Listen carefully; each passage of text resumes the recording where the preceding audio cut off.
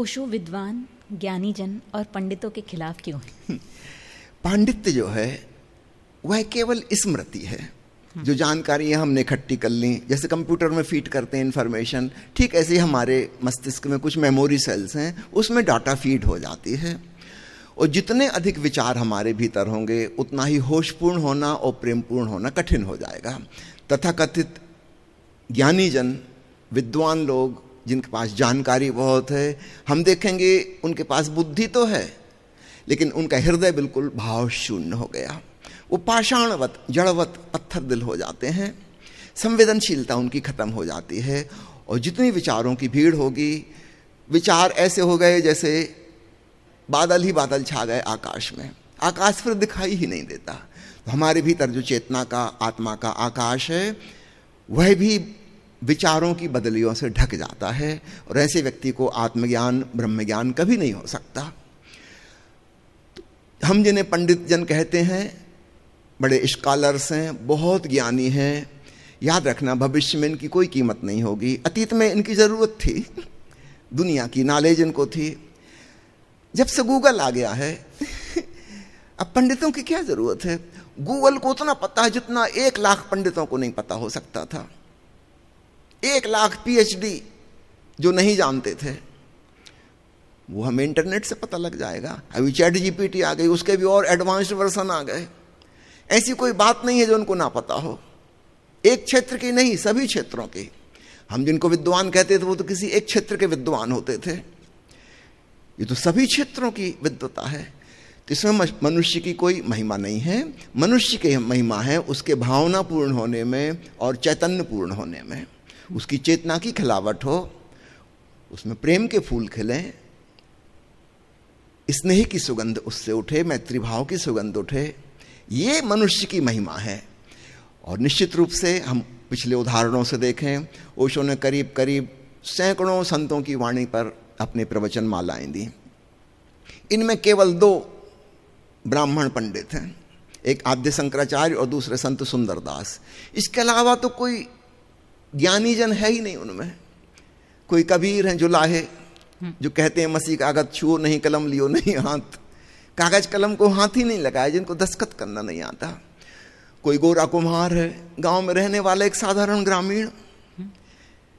कोई रविदास चम्हार है, जूता सिलने वाला, पढ़ाई लिखाई से कोई नाता रिश्ता नहीं।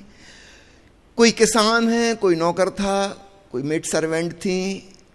उन्होंने परम ज्ञान पा लिया, ब्रह्म को जान लिया।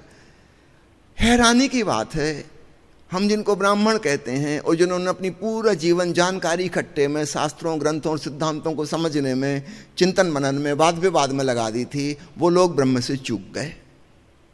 वो जो बहुत ज़्यादा ज्ञान का बादल ही बादल छा गए थे, आकाश का पता ही नहीं चलता कहाँ है आकाश। सौभाग्यशाली थे वे लोग जिनके पास इतनी जानकारी नहीं थी। वैसे ही आकाश खुला हुआ था, वो भीतर डूबे, अंतराकाश उन्हें दिख गया। ओशो जिसको ध्यान कहते हैं उसकी सिंपल सी परिभाषा वो करते हैं, थॉटलेस अवेयरनेस, निर्विचार जागरूकता। ये किसको आसानी से सधेगी? जिसके पास विचारों की भीड़ नहीं है। शहर में रहने वाले व्यक्ति की तुलना में गांव में रहने वाले व्यक्ति को ज़्यादा आसानी से सध जाएगी। एक पढ़े लिखे आदमी की बजाय एक अनपढ़ को आसानी से सध जाएगी। पश्चिमी व्यक्ति की बजाय पूर्वी व्यक्ति को आसानी से सध जाएगी, है ना? इस बात को समझना, ओशो क्यों पांडित्य के खिलाफ हैं। पांडित्य से कोई मनुष्य महिमावान नहीं हो जाता और भविष्य में यह सारा काम जानकारी वाला कंप्यूटर और मॉडर्न टेक्नोलॉजी कर लेगी। मनुष्य को यह सब याद रखने की कुछ जरूरत नहीं। वो अपने जीवन में आनंदित हो, प्रेमपूर्ण हो, प्रसन्न हो, गैर गंभीर हो, ये ज़्यादा महत्वपूर्ण मुद्दे हैं। जानकारी का क्या करेंगे? ओशो मंत्र जाप, माला फेरना, अनुष्ठान करना, ऐसी बहुत सी चीज़ों के अगेंस्ट क्यों है? क्योंकि इन क्रियाकांडों से हम अपने भीतर नहीं पहुंचते। मंत्र हम कंठ से उपयोग कर रहे हैं, बोल रहे हैं, कुछ जप रहे हैं, एक बाहर की घटना है। जैसे हम अन्य बातें बोल रहे थे, अभी हम बातचीत कर रहे हैं, ये कोई भीतर की बात तो नहीं है, अंतरात्मा से इसका कोई संबंध नहीं है। ठीक ऐसे ही अन्य क्रियाकांड हैं, अनुष्ठान हैं, व्रत हैं, बाहर की ही चीज़ हैं। एक आदमी बाहर धन बटोर रहा है, एक दूसरा आदमी किसी को दान दे रहा है। ये दोनों ही क्रियाएं बाहर की हैं, इससे हम भीतर नहीं पहुंच जाएंगे। दूसरे से हम धन का शोषण कर रहे थे, ये भी एक बाहरी घटना है, और दूसरे को हम दान दे रहे हैं, यह भी एक बाहरी घटना है। भोजन करना भी बाहरी घटना है और उपवास करना भी बाहर घटना है, वह भी भोजन से संबंधित है। एक आदमी घर गृहस्थी के पीछे दौड़ रहा था, भोगी, और दूसरा त्यागी, वो घर गृहस्थी से दूर भाग रहा है।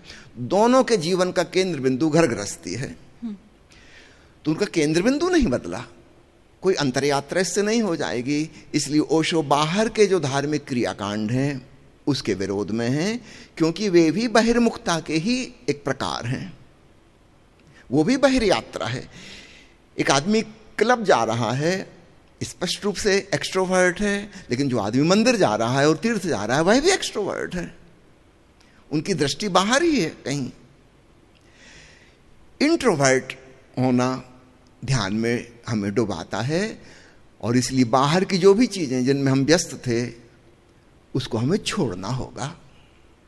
तो ओशो ने कहीं कहीं जब मंत्र के पक्ष में कहा है तो फिर दूसरे ढंग से कहा है कि तुम 2-4 मिनट मंत्रोच्चार करना, फिर उसका उच्चारण बंद कर देना, फिर भीतर मन ही मन 2-3 मिनट करना, फिर उसको भी अचानक छोड़ देना, तब तुम पाओगे वह मंत्र भी गया। और चूंकि उस मंत्र से हमने अन्य विचारों को हटा दिया था, इस समय मन निर्विचार है, तो हमने मंत्र का इस ढंग से उपयोग कर लिया जैसे पैर में कांटा गड़ा था और हमने दूसरे कांटे से उन सारे कांटों को निकाल दिया जो पैर में गड़े थे। तो हम एक ही बात को बार बार दोहराएंगे तो अन्य विचारों को चलने की जगह नहीं बचेगी, है ना। तो एक विचार के द्वारा, एक शब्द के द्वारा हमने अन्य शब्दों को खाली कर दिया और फिर अचानक हमने उसको छोड़ दिया। वहां से महामंत्र ओंकार अनहदनाद सुनाई देता है। तो मंत्र का सदुपयोग किया जा सकता है, ओशो ने उसकी विधि बताई है, लेकिन अधिकांश लोग जिस प्रकार का मंत्र का प्रयोग कर रहे हैं वह बिल्कुल ही निरर्थक है, उससे कुछ भी हासिल नहीं होगा। और एक ही शब्द बार बार रिपीट करने से मन उब जाता है, बोर हो जाता है, थक जाता है और एक प्रकार की आध्यात्मिक मूर्छा घेर लेती है। कई माताएं हैं ना, बच्चा सो नहीं रहा उसको लोरी सुनाने लगती हैं, वो समझती हैं कि उनकी मधुर आवाज सुन के बच्चा सो गया, बोर होके सो गया। अब क्या करे, वो दोहराई जा रही है, राजा बेटा सो जा, राजा बेटा सो जा, राजा बेटा सो जा। राजा बेटा क्या, राजा बेटा का बाप भी सो जाएगा, उसके कान में दोहराते रहो सो जा सो जा सो जा, बोर हो जाता है। वो राजा बेटा सो जा एक मंत्र बन गया, वो बच्चा सो गया। ठीक ऐसे ही हमारा मन भी, अगर हम कोई चीज को बारंबार रिपीट करेंगे तो वो सो जाएगा, क्योंकि जानने लायक वो कुछ बचा नहीं, उब गए, बोर हो गए। तो एक प्रकार की शांति मिलेगी, लेकिन वो शांति नींद की शांति है। जैसे सुबह उठ के हमको स्फूर्ति और ताजगी लगती है, तो मंत्र जाप के बाद भी वैसी स्फूर्ति लगेगी, लेकिन इसकी कोई स्पिरिचुअल वैल्यू नहीं है, जैसे नींद की कोई स्पिरिचुअल वैल्यू नहीं है, है ना। तो ओशो जिस शांति की बात कर रहे हैं वह है निशब्द चैतन्य में गूंज रही ओंकार की ध्वनि को सुनकर जो शांति मिलती है, ओम शांति शांति शांति, उस शांति की बात कर रहे हैं, वो साधारण मंत्र से नहीं मिलेगी। तो नटशेल ये हुआ, चाहे क्रियाकांड हो, चाहे व्रत उपवास हो, मंत्र जाप हो, अगर वो हमें इंट्रोवर्ट जाने में हम उसे सदुपयोग कर रहे हैं तो ओशो उसके पक्ष में है, बिल्कुल, अदरवाइज नहीं। उदाहरण के लिए उपवास के संबंध में ओशो ने खूब विस्तार से समझाया है। उपवास से भी ज्यादा उणोदरी पे उन्होंने महत्व दिया है। उणोदरी का अर्थ है कि पूरे भूखे नहीं रहना, थोड़ा सा कुछ भोजन करना, बहुत कम मात्रा में।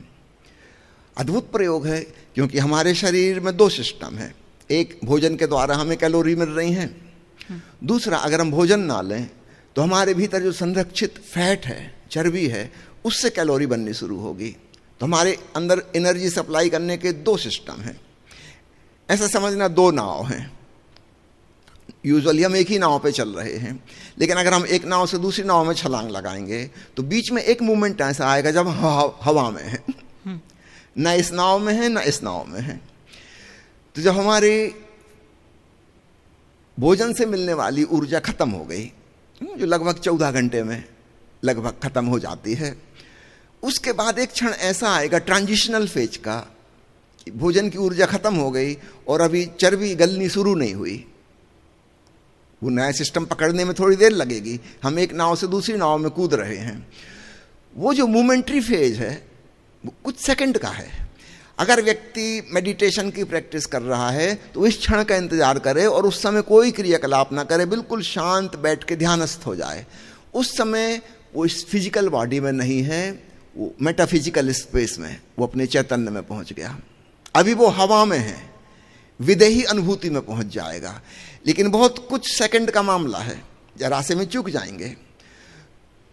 मैं नहीं समझता कि ओशो ने जो विज्ञान समझाया है उपवास का या अरुणोदरी का, वैसा समझकर कोई व्यक्ति उपवास करता है। वो तो एक धार्मिक क्रियाकांड समझकर व्रत उपवास कर रहा है कि इससे कोई धर्म लाभ मिलेगा, इससे कोई पुण्य हो जाएगा, इससे कोई मोक्ष मिल जाएगा। वो तो अभी तुरंत मिल सकता था, लेकिन उसकी कीमिया और मैकेनिज्म पता हो तब, नहीं तो पूरी प्रक्रिया बेकार हो गई।